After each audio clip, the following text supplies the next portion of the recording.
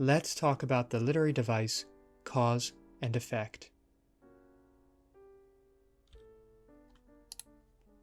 Cause and effect describes a relationship between two things where one is the result of the other.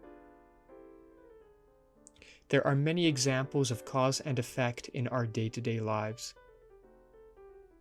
The metro is delayed, which leads to us being late to class.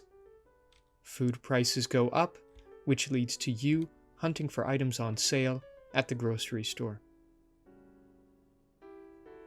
Consider the following from Jonathan Haidt's article, The Dangerous Experiment on Teen Girls.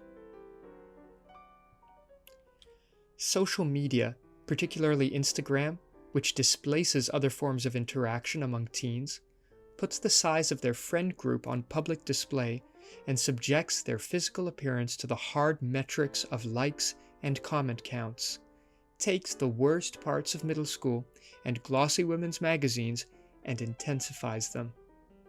The available evidence suggests that Facebook's products, which includes Instagram, have probably harmed millions of girls.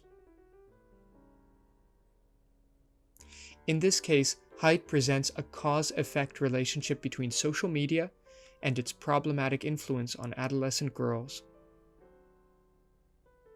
Instagram puts certain social status markers on display, such as the size of one's friend group, and as a result, many adolescent girls become more depressed and anxious.